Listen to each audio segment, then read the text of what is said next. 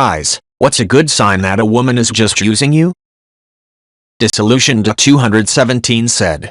Does she ever ask you how you're doing, more than superficially, or seem interested in what's going on with your life? Mentally Donut said. There's a big difference between asking how someone is doing because you actually care, or because you just want something. I had a friend who I talked to daily for over a year who very rarely checked up on me, even when I clearly stated I wasn't doing alright. The only time she did check up on me was when she was having a rough time herself and wanted support. Eventually I just slowly withdrew from her, and even uninstalled Snapchat, our main source of communication unfortunately, without telling her. Now on the other side, I have one friend who I talk to very rarely, but she will frequently, maybe every month or so, shoot me a text out of the blue just asking how I'm doing with life and all. She seems genuinely interested, and tends to call back to the last time she checked on me to see if I've improved worsened since then. It's not much, but she definitely makes me feel like I'm worth something. And it's definitely the best trait a human can display. Themadilmchunk said. This makes me so sad. My last boyfriend, we had emotional check-ins where we would ask each other how we were doing mentally. If we didn't want to talk about it, we had an emotional safe word. This came to be because the first time I ever asked him how he was doing and he had a bad day, he became overwhelmed at the possibility that I wanted to know how he was, and his ex-wife had never asked him that. So I told him if something became too much to use a neutral word we both found funny but not over the top funny. Like something you couldn't work into normal conversation. And slowly he began to use it less, but he would get so stressed out and apologize so much for opening up to me. We broke up, but I always felt so much sadness that the man was 32 years old and had never had a woman who wanted to know he was okay. I sort of contradicted myself with the funny word. I didn't mean like laugh out loud level funny, but more like a funny sounding word that can't be worked into regular conversation. Monkeymoo said.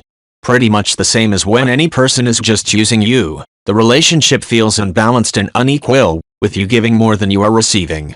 In a good relationship, friendship, whatever, both people are giving what they want to give without coercion and both feel adequately rewarded for it. Sometimes one person needs more, sometimes the other, but it evens out over time. When you feel like you're being coerced into giving more than you really want, whether that's with force or emotional manipulation or whatever, you're being used and you'll eventually resent it. Karado33 said. Have had people tell me I can't be there for you in any way, shape, or form, but I don't want you to leave. And, for the double whammy, I can't handle you leaving right now. You're making me angry that you brought up your issues. You can't come to me for things like that. You knew I was upset. All while crying sobbing to make you feel bad. Edit. I forgot an important sentence. You're being so selfish. If that's not being used, I don't know what is. I understand that people go through difficult times, and that sometimes it is difficult to help other people through issues when you have your own, but if you truly care about that person, you make time. That's what a friendship or relationship is. A friendship relationship is a give and take. If all you're doing is giving and all they're doing is taking, you're being used, regardless of the excuse. Reminds me of a saying I heard a few months ago on the internet. Givers, be mindful of your limits because the takers don't have any. Edit. And for those of you who will argue, oh, you just don't understand. Yes. I do. I have been at the bottom of the deepest well, on half a dozen different meds to keep me sane, when a friend of mine came to me needing help, and you know what? My issues didn't even come into play. They were there for me when I needed it, so I'm there for them when they need it. That's how it works. We're both doing better now thanks to each other. If you can't heal with your friend, then they're not your friend. Dron Simmons said. Absolutely. She often accused me of having no empathy, because I was very calm and level-headed, despite the fact that I work with disabled kids, which requires a lot of empathy. She had no real concern for anyone unless it was to maintain public image, so to speak. No issues putting on others, having family members help her out doing things she basically couldn't be bothered to do herself. No issues not paying her fair share of the bills and doing none of the housework, despite being very well paid, a lot more reso than me, and working one less day a week than I do. A complete lack of empathy or care for anyone for herself, and a pathological liar. Not to mention generally had nothing nice to say about anyone, and always felt the need to try and put me down, dismiss me, take me down a peg to make herself feel better. Maybe narcissistic personality disorder? Something she again accused me of having simply because I am not insecure. Targaryen Penguin said, yes, this is quite possibly a factor. All the dark personality traits are somewhat linked together, and they all to varying degrees involve decreased empathy for other people and increased focus on the self. People high in these traits can get very upset with tiny things that impact their own life and yet show an absence of concern for other people even when big things happen.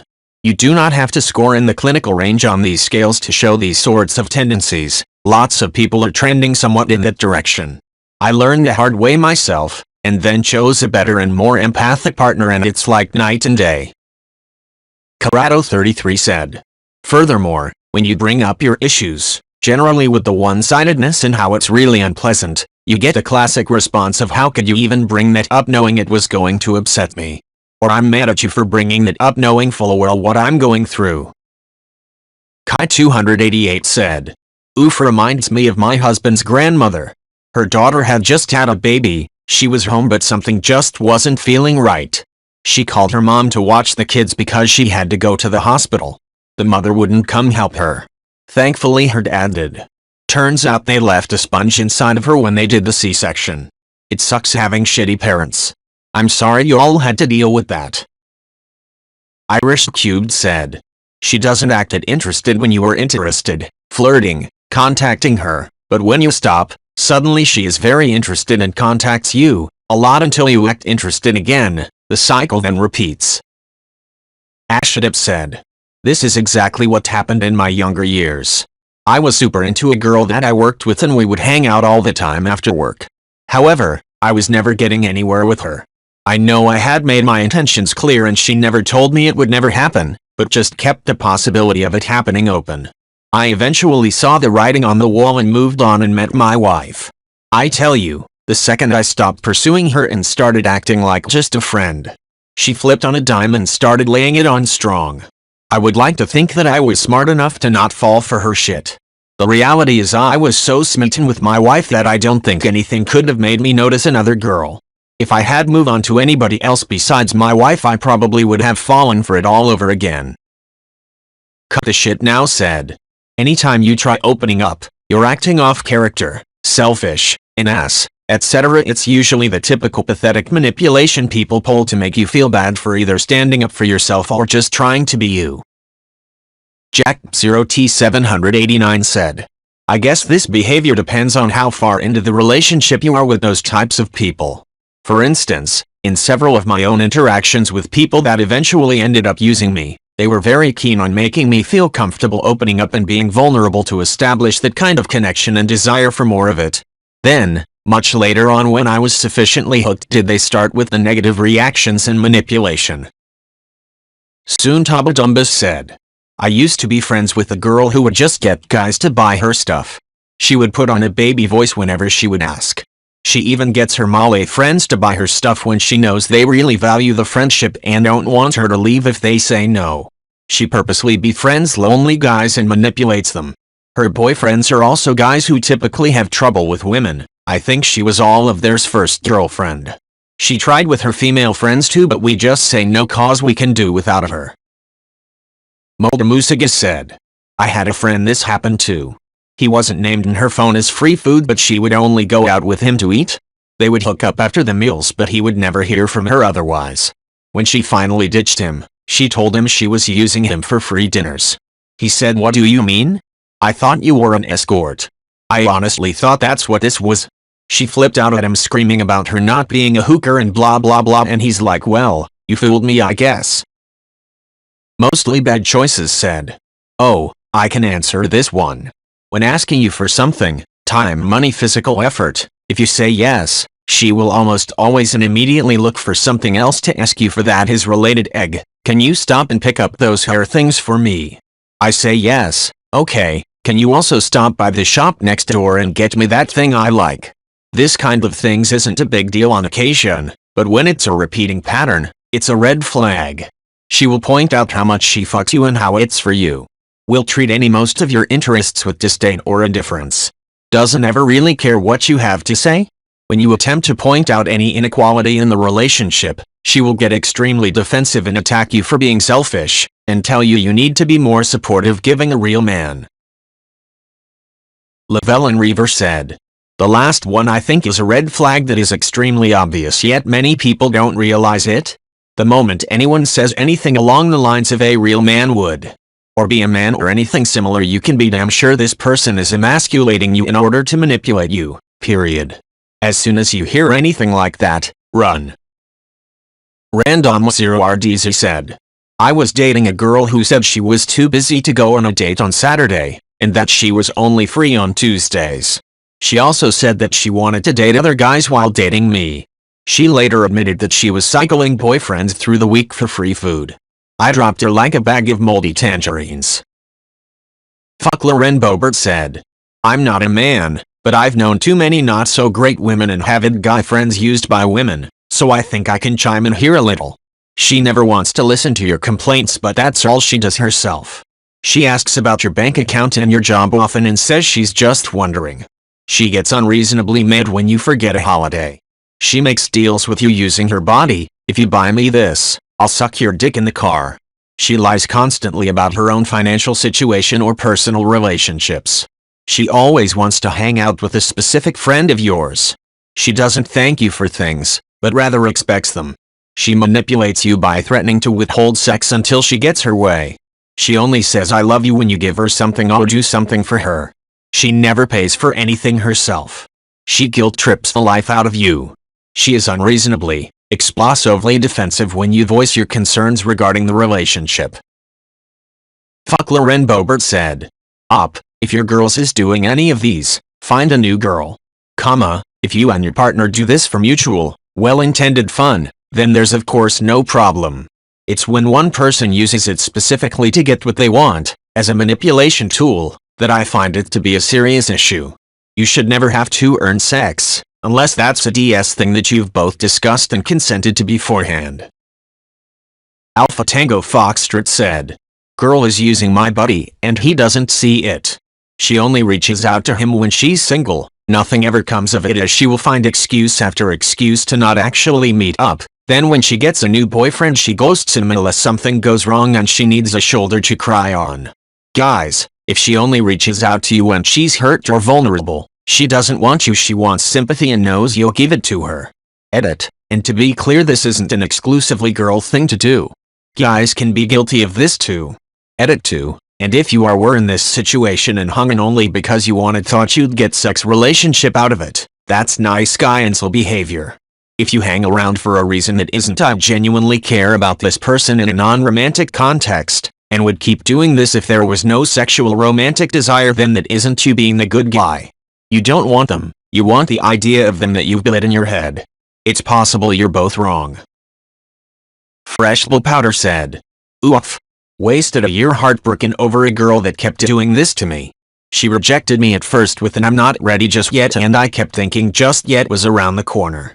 It felt like we got along so well, and once every few months we'd reconnect and become extremely close for a few weeks, and each time I thought things would finally work out.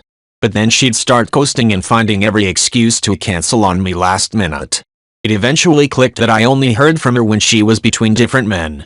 At some point, she bailed on me for the last time at the last minute, and it clicked that I had unrealistic, nice guy expectations and that she was using me to feel better about herself. Never heard from her again." Sir Raymundo Rocket said, "I had a buddy like this. He was completely absent from all personal or friend group activities while he was with his girlfriend. She'd dump his ass or they'd get in a relationship-ending fight, and suddenly he's everywhere with everyone acting like a puppy that just got kicked with a steel-toed boot. She'd come back to him or get him back on the hook, and suddenly he's gone and wouldn't be heard from for months. She's a classic abuser and he's just a crappy friend. They got married and we don't see him almost at all anymore. Except that one time they were almost divorced. But then he was gone again as quickly as he'd come back." Fuck you, Liz said, "When she flirts with you all the time, and also everyone else, and asks you to come over to do complex electrical work and says she'll take you out to dinner, and you agree because you like the work and like being around her, but she brings her kids along and ignores you the entire time. Then when you're not around her she never texts or calls and just waves at you when you pass her at work every day, making no effort to talk to you whatsoever. And when you try to talk to her, she gives you short answers like yeah. Fuck you, Liz. Hindu Wardrobe said. Yeah. Some people I've noticed seem to think that if you text back noticeably quickly, they feel entitled to all of your attention and just spam the fuck out of you, expecting a fully engaged, lengthy, rapid-fire text conversation every single time regardless of the time of day. When they get your attention, they refuse to let it go. I'm sure we all know at least one. The "I just saw you online, please respond" types, like bruh, chill, I'm not glued to my phone all day, just 90% of the day. Don't get me wrong, lengthy convos can be great, but not all day every day. Those people, yeah. I take my time responding to them. Some people just can't chill mayo. K. Irquillarul said. This chick asked me out. After confirming just me and her, I was a little stoked. Then day off calls me and says, "Oh no, I have to move like right now, bring your truck." So my date turned into helping her move. 2 weeks later she hits me up on chat all cute like on Sunday afternoon. Alright, end of weekend. She unpacked now then slams me with, "So my friend has a dresser that he needs moved tomorrow, and I told him I'd take it. Can you go pick it up and bring it to me in the morning?" I ghosted. Assault Penguin said. If this thought ever pops in your head, that's already a sign. I don't think a healthy friendship should ever have this doubt popping up in the very first place. Rose-tinted glasses are a very real thing and will make you stay in a bad relationship even though the flags are very obvious. I only hope those who are reading this thread can be brave enough to leave for your own good. Some clearer signs. Lack of two-way communication. Only her issues matter, yours doesn't. Similarly, if you're the only one starting conversations but she doesn't, but still keeps you around, start running. She only looks for you when she's in trouble, needs a shoulder, having a bad time. A healthy relationship should share the good times as much as the bad times. Your worth to her is measured by the material things you can bring to the relationship. If you feel like once you stop investing money time and you would lose her, stop whatever you were doing immediately and find a better person. Sarai Mindisco said. Not a guy, but am a B-woman. Unironically, think of a pickup artist and how they see women, objects of desire to be captured and kept by any means necessary. Some women do that shit too, and they use the same tactics. 1. They will be fairly quick to get angry or upset with you. Small things will be made into big problems, and you'll be put down for them. 2. They will swing wildly between treating you well and treating you like shit. Their actions are there to promote a transitional relationship. I gotta treat him well sometimes so he keeps coming back. 3. They will use their pain against you, making you feel like shit. Often they will make you feel bad for them or feel guilty.